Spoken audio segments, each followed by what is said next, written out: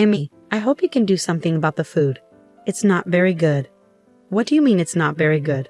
I'd like you to make better bread. They sell better ovens to bake bread nowadays. Fine then. I'll tell the housekeeper, Emanuela, about this. I am Amy Anderson, 35 years old, and currently a full-time FX trader working from home. I met my husband Eric, who is 2 years older than me, at my previous job. When we first met, we worked for a small mail order company. He was in the pet food department, and I was in the cosmetics department answering customer phone calls. Our company habitually flouted labor regulations, so we worked overtime every day, often getting home late. We always looked forward to going out for a drink once a week after overtime with a group of coworkers. Despite our high salaries from overtime, we had little time to enjoy it, and our weekly outings were a welcome escape. I started dating Eric, who was part of that group, and we got married 3 years ago. I quit my job when we got married and stayed home for a while before looking for a job I could do from home. I came across FX trading, bought numerous books, gathered information online, and studied extensively before diving into it. It took time and effort to become profitable, but I eventually developed my own trading style and started earning consistently. I even bought a computer specifically for FX trading, opened a trading account, and practiced with demo trades and small amounts initially. However, my in-laws, Nicholas and Julia, who now live with us, don't understand my work. Nicholas retired last year, and they were living in municipal housing. Eric invited them to live with us in our 3-bedroom apartment, thinking it would be difficult for them to live on their pension alone. I pay the rent for the apartment, and ever since I started earning money through FX trading, I have covered all the living expenses. Dad, Mom, Amy will take care of the living expenses too, so feel free to do whatever you like, Eric assured them. Thank you, Amy. That is very kind of you, they responded gratefully. And that's how I started living with Eric's parents. I don't do any housework myself. My housekeeper, Emanuela, handles all the household chores, including cooking, which has been a great help. This arrangement allows me to focus on studying FX trading and blogging about how to make money with it. However, Nicholas and Julia are not pleased with this setup. Initially, they were polite and thankful, but after 2 months, they started questioning the point of having a wife who stays at home and doesn't do any household chores, calling FX trading a form of gambling. They nag Eric about it, although they don't say it directly to me. With Eric no longer paying rent or living expenses, he has become more flamboyant, always wearing custom-made suits, high-brand bags, and shoes. He loves fashion and enjoys spending money on it, so he defended me against his parents' complaints about my work. Recently, though, Eric's attitude has changed. Hey, Amy, you're always in front of the computer. You don't wear any makeup, and you only wear sweatshirts. Isn't that too plain and boring? He asked. Do I really need to put on makeup and get dressed up when I'm just staying at home, not going out? I responded. That may be fine for you, but it's not good enough for me, he said. Wait a minute, what do you mean by not good enough for you? Are you saying that just because I'm not dressing up, I'm not good enough for you? That's right. Don't you ever want to dress up for me to be more attractive to you? Attractive to you? What are you talking about? I asked, bewildered. I need to dress up for you to be attracted to me? I asked, stunned by Eric's words. Since that conversation, my husband Eric started complaining about me to Nicholas and Julia. One day after dinner, as I was about to go to the bathroom, I overheard their conversation from the living room. Amy, what is always up with her? Eric asked. She makes fun of us, doesn't she? Always makes us feel bad, Nicholas replied. That's right, that wife of yours is making fun of us. She thinks we're poor because we lived in municipal housing, Julia added. Yes, I feel that way too. And the fact that she doesn't do any household chores is her way of saying she's different from us. She's just gambling to make money, and she's so bossy about it, Eric continued. Anyone can do FX trading. Even Amy just studied a little on her own and soon started earning $80,000 every month, Nicholas said. I can do it too, Eric asserted. You're right, Eric, you can do it too. I don't like how she's bossy and arrogant when she's just making money by gambling and not working hard for it. Anyone can do what she is doing. Besides, she's not even cute. I always wonder who she thinks she is, Julia said. I worked from home, but Eric and I used to have breakfast together before he left for work. He still worked at the same company we used to work for, so he came home pretty late. Breakfast should have been our time together, but Eric started avoiding it, saying, "Oh, I'll just eat breakfast on the way." Seeing Eric act this way, Julia commented sarcastically, Eric is getting tired of you because you don't even fulfill your duties as a wife. That's what you get, Amy. What do you mean by duties as a wife, Julia? If you're talking about household chores, hasn't Emanuela done them perfectly? Nowadays, what you so-called duties as a wife are outdated, I retorted. Outdated? We cherish the good old customs in our family. Your grandmother-in-law used to discipline me a lot, Julia replied. What do you mean by disciplined? Isn't it enough if the household chores are done well? I'm paying Emanuela enough for it, I said. Do you think this is about money? Do you think that if you bring up the subject of money, I will shut up? Just because you are paying for all our living expenses, you shouldn't be bossy and arrogant about it, Julia snapped. Despite her words, Julia seemed to enjoy socializing with her peers in the apartment building, buying expensive high-end brand bags with the money saved from not paying for their own living expenses. Nicholas, too, devoted his pension to his hobby of golf, purchasing new clubs and keeping a golf bag at the front door. I am the one who is covering and paying for the rent and all of their living expenses. What is up with these people? Even though I questioned their behavior and attitude towards me, my parents-in-law had nowhere else to live, so I just put up with them for now. About a month after Eric stopped eating breakfast with me, his number of business trips increased.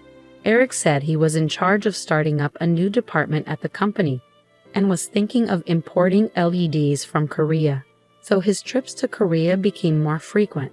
That weekend, too, he went on a business trip to Korea. Since my husband was away, I went out for dinner with Lily, a friend of mine from school, at a fancy Italian restaurant. I had been to this restaurant with Eric before, and there I saw Eric, who was supposed to be on a business trip to Korea. Lily and I were having lunch on the terrace, drinking wine and in a good mood when Lily said, "Hey Amy, isn't that your husband Eric?" When I turned around and looked inside the restaurant, I saw a woman and my husband leaving the restaurant. Oh wait, maybe I have mistaken. That is not Eric, right? Because he is supposed to be on his business trip to Korea, Lily said, trying to cheer me up. But it was obviously my husband Eric. Every time Eric said he was going on a business trip to Korea, he was actually spending the weekend with another woman. The woman with him was a petite, cute-looking woman who appeared to be in her early 20s, much younger than Eric, who is 37 years old. I recalled Eric saying, "Don't you want me to be attracted to you?" It seems certain that my husband was definitely cheating on me. So the next day, Monday, I immediately requested an affair investigation by a professional investigator. Recently, I've been receiving more and more packages addressed to Julia at home. Julia, did you buy something again? Be quiet, Amy. Do I need your permission to buy anything? No, that's not what I am saying. Julia seemed to be addicted to online shopping, buying high-end brand bags and jewelry. I worried because there are many fake high-end brand bags sold online. One day, Julia came into the room where I was working and said, "Hey Amy, I'd like you to take a look at something." "What is it?" "Just come here." I had no choice but to follow her. In the living room, she was opening a package that had just been delivered. I bought 5 bags. They were cheap as a bundle, so I bought them. When I looked at the bags, they seemed to be fake. Julia, you should be very careful buying things online because there's a high chance they might be fake, especially high-end brand bags and jewelry. Julia had paid $5,000 for the fake bags. The mail order site was well designed and didn't look like a scam at first glance, but the prices were unreasonably low. Julia paid by bank transfer, so there was no way to stop it with her credit card company, and the cooling off period policy was well stated, so she wasn't eligible for a refund. Julia, you have to be careful about fakes when you're buying high-end brand goods online. If the price is unusually low, it's likely a fake. You have to really think it through and not jump on it just because it's cheap. Don't make it sound like I don't know what I was doing, Amy. No, it's not that. It's just you wasted $5,000 on fake bags. Shut up, shut up, shut up. Since talking didn't help, I went back to my room and continued working. After dinner on Sunday, Nicholas suddenly told me to stop doing FX trading. The previous Saturday, Nicholas went golfing with a friend from his former workplace, where he heard about Forex trading and said, "I heard that Forex trading is a scam. Amy, are you making money by scamming people?" "What? No, I'm not scamming anyone. I'm just trading currencies. How do you make money with FS trading? Scammers lure people in by saying they won't lose money, which is what I heard from my friend." "Are you scamming people, Amy?" "No, I'm not making or luring people to invest in anything. I just blog about Forex for those interested. There's no scamming involved." "I see you using social networks. That's what scammers use to trick people." "No, I'm just sharing helpful information. There's no scam here." "You think you can fool me because I don't know anything about computers?"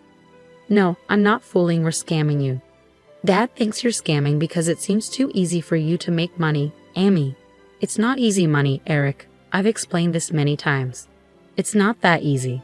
You studied a bit and now make a lot of money. It must be easy. Meanwhile, I'm busting my ass at work, starting a new department." "Eric, I thought you supported my FX trading. Do you want me to stop? If I do, what happens to the payments? We won't even be able to afford the rent." "I can pay the rent myself." Since I'm the full-time FX trader, Eric and his family have been able to live the way they do now. But my in-laws don't appreciate that and just complain about me being an FX trader. The next day, I received the results of the investigation regarding Eric's infidelity. He was definitely cheating on me with a 25-year-old woman, 12 years younger than him, who worked with him and had joined the company after I left. She accompanied Eric on his business trips to Korea. After receiving the results, I contemplated what to do. That same day, Emanuela cooked dinner for us, and as she was leaving, Julia started to speak. "Amy, we had a conversation, Nicholas, Eric, and I, and we don't like everything about you. We will live on our own, and I want you to leave." Eric had not yet returned from work. "We don't want to be supported by the money you made from your scams. I don't like the way you act like you know everything. We've talked this over with Eric and decided. Amy, I'm going to ask you to leave." I felt this was the right thing to do. The fact that my husband wasn't even here showed he no longer had any feelings for me. There was no reason for me to take care of these people. I packed my bags and moved to a hotel. The divorce was finalized shortly after.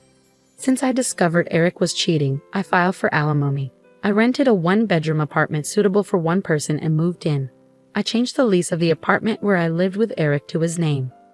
About 4 months later, I received a call from Eric. He wanted to talk and said he would come to my current apartment. When he arrived, Nicholas and Julia were with him. I had a bad feeling. "Amy, we are very sorry. We apologize for our horrible behavior. Please live with us again," Eric said apologetically. Nicholas and Julia hurriedly started apologizing too. "What is this?" I asked. Eric, looking down, started to explain. "We can't afford the $40,000 rent and are about to be evicted. We have nowhere to go. Please help us, Amy." "What on earth are you saying?" Eric explained that right after I left, his new department of importing and selling LEDs turned out to be a failure. The Korean manufacturer delivered defective products, and Eric couldn't return them because he didn't understand the contract well. He was fired, and in an attempt to make money, he bought a computer to become a full-time Forex trader but failed miserably. Nicholas and Julia also failed in their investment attempts. They couldn't pay the rent and had no money to move out, so Eric came to beg for help. "We are already divorced." Eric: "Yes, I know, but help us please. What happened to your pretty girlfriend who was 12 years younger than you? When I got fired, I couldn't get in touch with her anymore." "Yeah, why would someone stay with a guy who got fired from his job?" "Amy, you're all I have left. Let's get remarried and have another chance." "That's right, Amy. We realized we were wrong. We are very sorry. Please give us another chance," Nicholas and Julia echoed. "No way, Eric." "Amy, don't say that. I'm sorry. I'll never cheat on you again." "That's right, Amy. Eric will never cheat on you again. Yes, let's all be a family again." "No way in hell. If you persist, I will call the police." Eric and his parents tried to persuade me, but when I repeatedly threatened to call the police, they finally left. I couldn't believe them. My ex-husband called twice after that to ask me to get back together, but I refused.